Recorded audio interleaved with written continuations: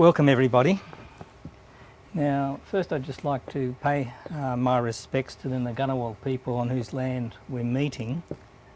But we should also remember all past Indigenous peoples from Sydney Cove all the way to the Kimberleys who suffered from the onslaught of white settlement. So now, as most of us will know, in April 1789 a catastrophic epidemic of smallpox swept through local tribes near Port Jackson. This was a time when Aboriginal tribes were actively and successfully resisting settlers from the First Fleet. This outbreak was recorded by several fleeters, for example David Collins, and he wrote, "Early in the month and through its continuance, the people whose business called them down the harbour daily reported that they found, either in excavations of the rock or lying upon the beaches and points of different coves which they'd been in, the bodies of many of the wretched natives of this country." Now I'm just going to interrupt the flow here to give some information on smallpox itself. Note how Collins mentioned that they were finding bodies early in the month. This suggests smallpox was released in late February. We can see this from the time it takes to contract and develop the disease. Now this slide shows the progression of the disease from the first infection to when it manifests, first as a dramatic temperature rise and formation of a rash, and then to death or recovery. As bodies were found in early April 1789, and they were probably dead a few days, from this chart we can see that these cases must have contracted the disease over 3 weeks before. The green shading indicates the timing of deaths from smallpox. This suggests the middle of March. However, if smallpox was first spread by blankets, the first cases are not usually fatal, as the infection is only through cuts and abrasions on the skin. It is when these first cases subsequently infect their colleagues, who breathe the fresh virus into their lungs, that fatal smallpox emerges. So the first release was probably a fortnight or so earlier. This suggests late February or early March 1789, and we will have a close look at this period later. Now the outbreak may have killed over 90% of nearby native families, and maybe 3/4 or half of those between the Hawkesbury River and Port Hacking. It also killed an unknown number of Jervis Bay and west of the Blue Mountains. Now in the past, some authors have argued that the First Fleet had no involvement whatsoever in the outbreak, and there is a huge array of misconceptions by several academics who seek to deny British responsibility. And I'll deal with 3 main arguments here. The first argument of denial argues that the bottles of smallpox carried by the First Fleet would have been sterilised by heat experienced by the fleet as it crossed the equator and during 2 hot summers in New South Wales. Now we know the First Fleet had bottles of smallpox. This was reported by a Marines captain, Captain Tench, and 2 authors maintaining that the material was inactive due to heat are Judy Campbell and Alan Frost. However, these 2 did not look at the temperatures recorded during the voyage or at Sydney Cove. Also, they did not refer to any of the research on how smallpox virus in scabs lost activity over long periods in normal circumstances. When this is done, it is clear that the First Fleet bottles of smallpox may have weakened somewhat, but clearly could still retain plenty of virus if released in large amounts. And the details of this were published in the journal Aboriginal History in 2007, practically 10 years ago. Now this slide shows that even if the virus weakened to around half strength, it could easily have caused the epidemic if spread amongst local tribes. So after 6 years, there's still at least 12,000 viable particles in each individual scab. Now, we do not know how fresh the smallpox materials were, as they are not listed in the official list of medicines supplied to the First Fleet. Possibly they were obtained in Rio de Janeiro or even Cape Town. Now, the second main argument that the First Fleet was not responsible for smallpox is the Macassan argument. This argument appears to have originated as a corruption of several reports to the Royal Society of South Australia in 1882. These reports suggested that Macassan visitors may have communicated smallpox in the 1860s with no relevance to 1789. Nonetheless, several authors have tried to associate Macassan visitors with the 1789 outbreak, claiming it was caused by smallpox from the Celebi Islands 3,000 miles away, which just happened to coincide with European settlement. Now, this slide just shows the track from Sulawesi or Celebes, from Makassar down to two sites on the North Australian continent and the associated trade routes.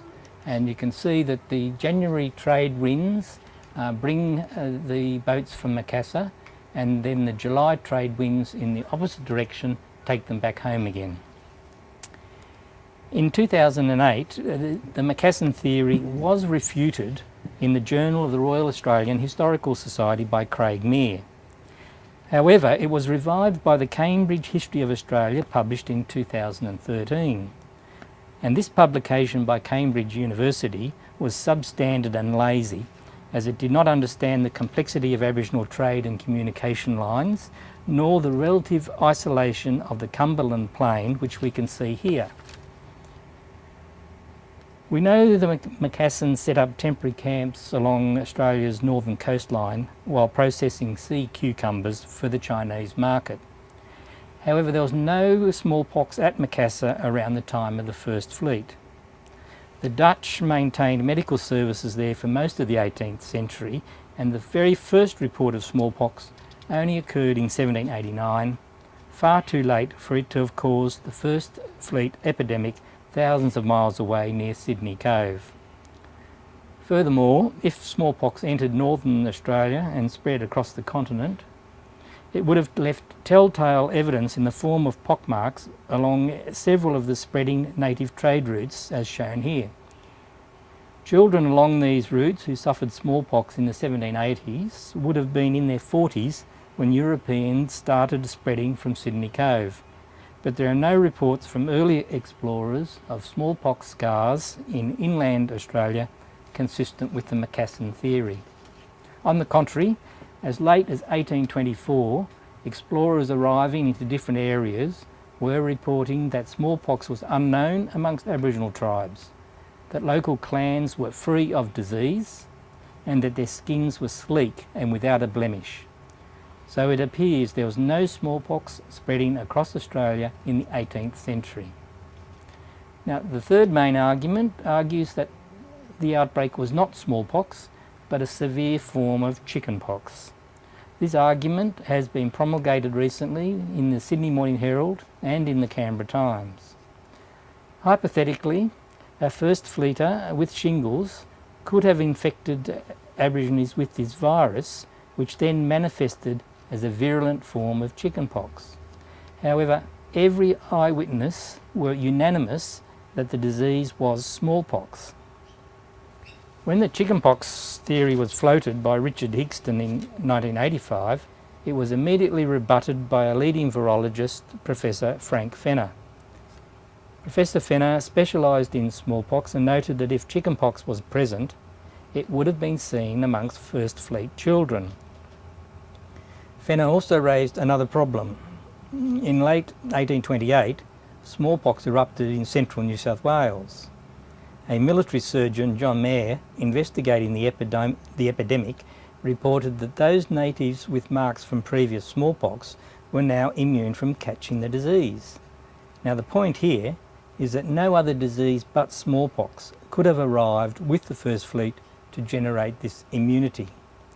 Mair's report therefore clearly demonstrates that the earlier outbreak was true smallpox. Extracts from Mair's report have been available since 1919. They were published by the Australian Government in John Cumpston's History of Smallpox in Australia. It is now not reasonable to reintroduce chickenpox theory today without addressing the issues raised by Fenner nearly 30 years ago. First Fleet surgeons would have been able to distinguish severe smallpox from chickenpox by the nature of the pustules and their distribution on the body. Now, the next slide is a bit graphic, but this is exactly what would have confronted the first fleeters. Here we see very few pustules on the torso and very dense pustules on the extremities, the hands and the feet. Chickenpox is the exact opposite. Most chickenpox eruptions are on the torso with fewer eruptions, if any, at the extremities. Another difference is the nature of the pustules, and as First Fleet surgeons examined cases closely, their opinions must be taken as accurate. It is not possible to confuse an epidemic of severe smallpox with any other disease, including chickenpox. Also, it's worth noting that when smallpox was eradicated, most of these other supposed diseases also disappeared. So now we'll turn to the main issue. Was the release a deliberate act, and by who? Aboriginal oral history has probably always known that the British were responsible for smallpox. However, it was Noel Butlin who famously brought this to the attention of the wider community. In 1983, Butlin wrote, "Smallpox could have been used deliberately as an exterminating agent. It is possible and quite likely the British deliberately opened Pandora's box." In 2001, Dennis Foley published an example of oral history. According to Foley, the oral tradition reported that at Balmoral there were blankets with red markings, a stripe of words or a crown, and that those who took the blankets died a horrible death of fire under the skin and the pus of 1,000 festering sores. This oral history is particularly useful because it can be corroborated independently. The description of a stripe of words or a crown is similar to navy blankets of the era. Examples as replicas can be seen today at the National Maritime Museum in Sydney, which is on this slide. First Fleet blankets would have had lettering from the symbol of George III that was branded on government property. The description of fire under the skin is accurate, as it is also the description given by those who suffered smallpox elsewhere. And the location of Balmoral is also accurate, as this is a site where numerous remains have been found, as we can see from the strange concentration of skeletons mapped here in 1964. There are also concentrations of remains near Narrabeen, Botany Bay and Middle Harbour, plus on the north side of Port Hacking. These are consistent with the release of smallpox at Balmoral and at Botany Bay, with some natives dying as they fled north and south. We now need to consider who could have released smallpox and why. It should come as no surprise that the British released smallpox, as they had already used it against North American tribes on more than one occasion in the 1760s. While this tactic was never reported in official records, it certainly was recorded in British culture. Here is an example. In 1826, the Sydney Gazette referred to selling blankets full of smallpox to uncivilised nations. And using smallpox was also advocated by a British major, Robert Donkin, and he spent some time serving with the Marines.